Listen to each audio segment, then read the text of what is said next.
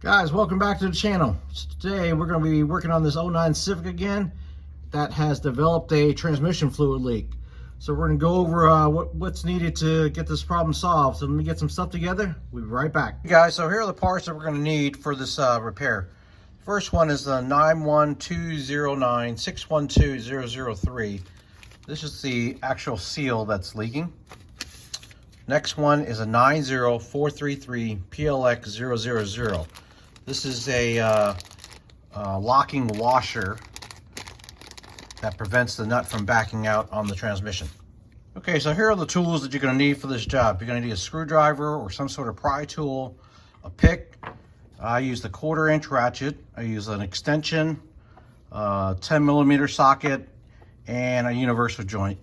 So that's all it takes is to remove the cover, remove the tabs from the lock washer, and to remove the seal.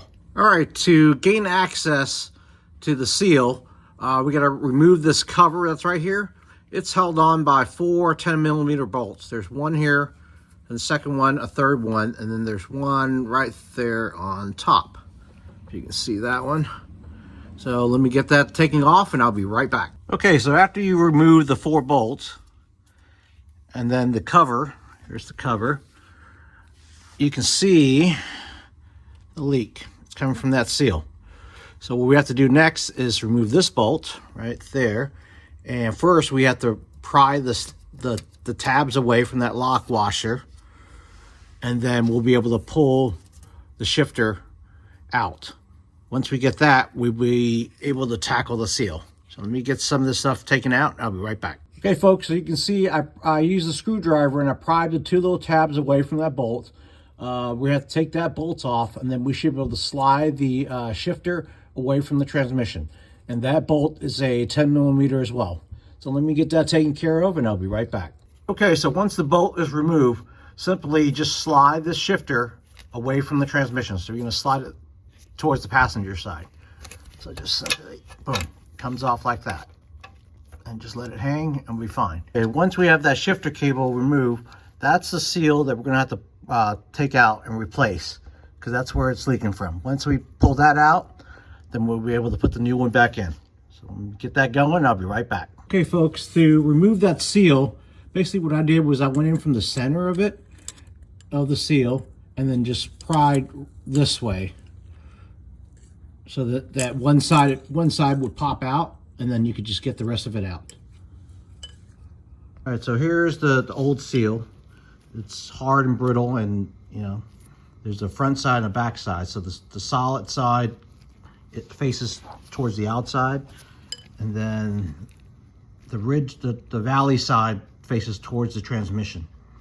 So what I did was I literally went in like that and then pried to where one side, so it's in like this, I pried it this way and it popped out. And that's all there is to it. Let's get the new one in place. All right, so here's the old parts compared to the new parts are identical. So that here's that tab. Here's a tab that you have to fold away when you're removing it. So once you get it put on, you're going to fold these 2 tabs back towards onto the bolt, keep it from backing out. And then this longer tab is going to sit on top of the gear shifter shaft so that it cannot back away. You don't want it facing the bottom. All right, so you want it came off, at least on mine, it was on the top of the shaft, so I'm replacing it back the same direction. Okay, so I got the seal reinserted. As you can see, it's basically, like I said, just push it in flush, and it is real easy to go in because it was so soft. So the next thing we got to do is reattach the shifter back onto the shaft, and then we'll make sure we use that locking washer with the bolt, and we'll tighten everything back down. Okay, so I reattached the gear shifter back onto the shaft. All you do is simply line it back up and it slides right back on.